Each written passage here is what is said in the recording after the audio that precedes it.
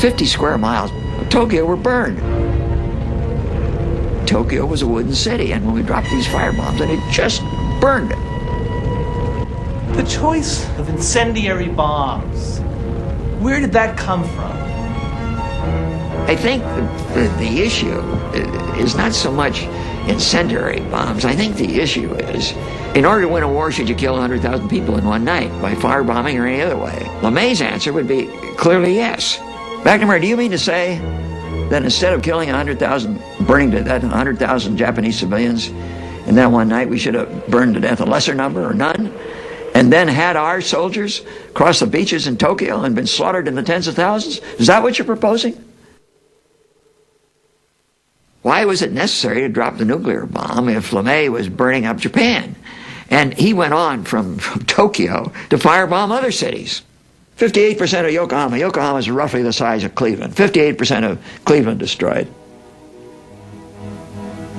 Tokyo is roughly the size of New York. 51% of New York destroyed.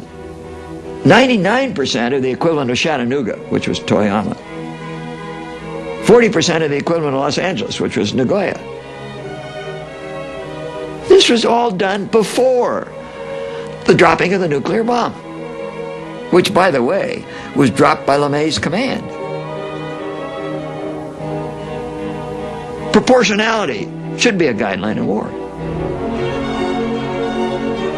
Killing 50 to 90% of the people of 67 Japanese cities and then bombing them with 2 nuclear bombs is not proportional in the minds of some people. I don't fault Truman for dropping the nuclear bomb. The U.S.-Japanese War was one of the most brutal wars in all of human history.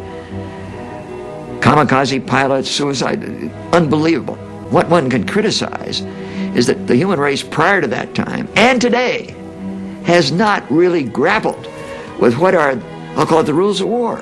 Was there a rule, Len, that said you shouldn't bomb, shouldn't kill, shouldn't burn to death 100,000 civilians in a night? LeMay said if we'd lost the war, we'd all have been prosecuted as war criminals. And I think he's right. He, and I'd say I, were behaving as war criminals.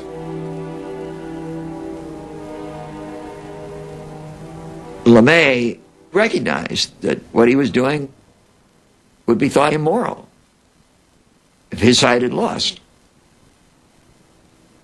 But what makes it immoral if you lose and not immoral if you win?